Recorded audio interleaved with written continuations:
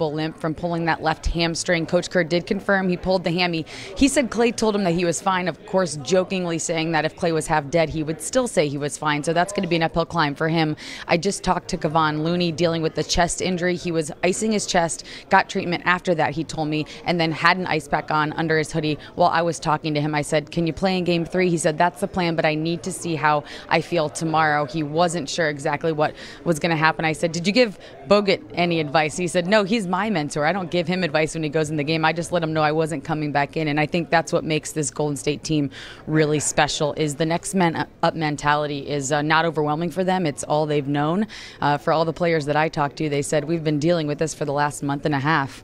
DeMarcus Cousins playing the most minutes since the second round, Kevin Durant, and playing without him. It's not surprising to any of them. In fact, Quinn Cook told me when Andre Iguodala hit the shot, it wasn't surprising at all to the team because they've seen him hit big shots. Bogut had a great quote. He said, the players on this team have been starters and played a lot of minutes. They've been on teams where they haven't played at all. They've seen everything the NBA could possibly throw at someone, and we're ready for it. Now it's just up to getting as healthy as possible for game 3. All right, great stuff from Allie just outside the Warriors locker room. We welcome in 3D Dennis Scott here, part of the Late Late Show here after game number 2. You hear Allie talking about next man up, the cliche strength in numbers.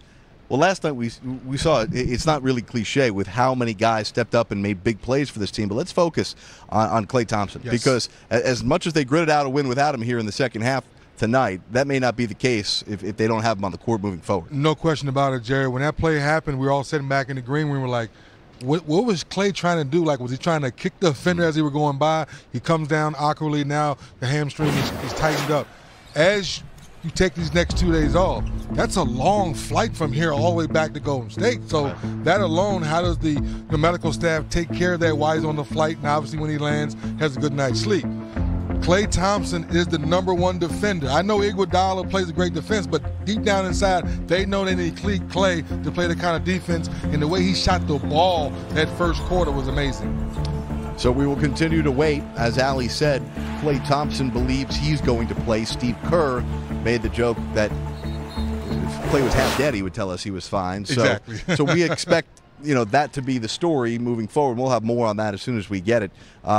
The team will head back tonight, about a 5-hour flight from Toronto back to the Bay Area. They will take that tonight, and I believe they're scheduled to land about 3 o'clock local time is what I was told for the Warriors charter plane to get out of here and head back out west. Well, they're going back with a whole lot of confidence in how they played. All of the assists, the ball movement, the man movement, we saw it here in Game 2 from the Warriors. We really did, because in Game 1 we were surprised. No backdoor cuts, no alley-oops, the plays that really break your back in a half-court set, where tonight we finally saw that. So you saw good spacing and good movement, but more importantly, Jared, this team understands where they need to be. Perfect pass by Klay. Draymond locks it in and knocks it in. And now you're in a kind of a secondary break situation here.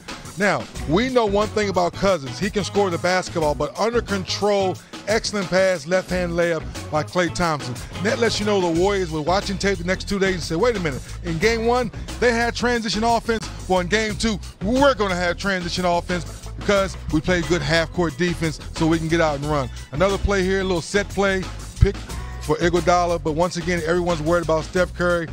Jared, you and I talked about no alley-oop dunks in Game 1. Yep. They get a couple tonight, and here's the second one by Bogut. So I just know one thing about this team, and you know it. We've been following this team up close. They really share and care. Yep. When Quinn Cook coming in knocking down 3 threes, no one was surprised. You see the way Steph Curry jumped at him. I thought he was going to get another tech. Exactly, coming on the floor, right? So I'm not nervous or scared because we know this team knows how to regroup. 34 assists on 38 made field goals. Huge. And during that huge third quarter by the Warriors, they had 14 assists on every single one of their 14 made field goals. So clearly that's how they love to play basketball, and they thrive in that situation. It didn't hurt tonight to have DeMarcus Cousins looking like he had like 5 months to get ready for this game. It was incredible how fresh and how good he looked and how impactful he was, not necessarily scoring only 11 points, but passing the ball and just disrupting what the Raptors wanted to do defensively. Had a couple block shots, sharing the basketball, playing the game the right way, not being rushed.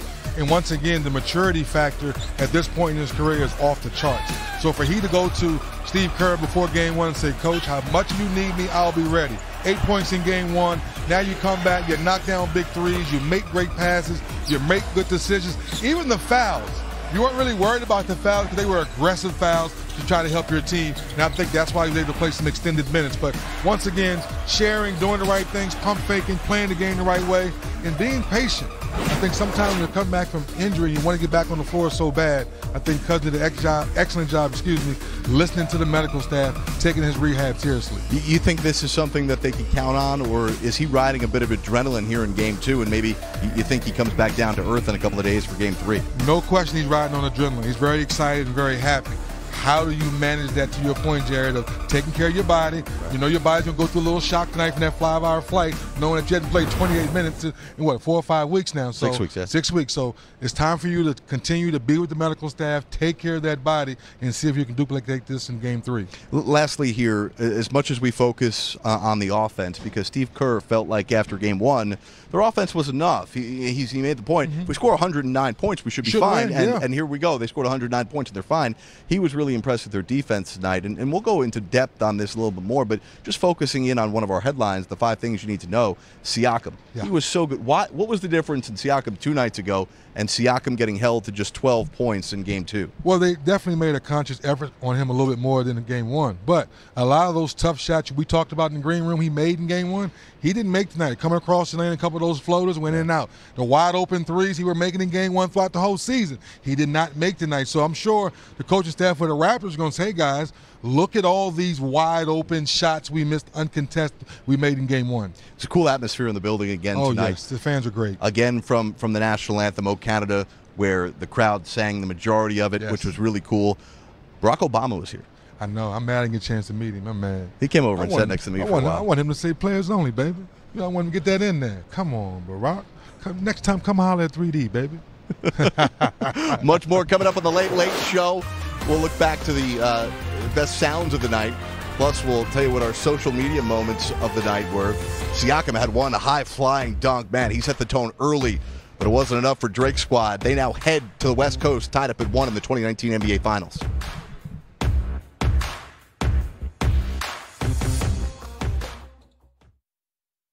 Gatorade Zero. All the electrolytes, zero sugar.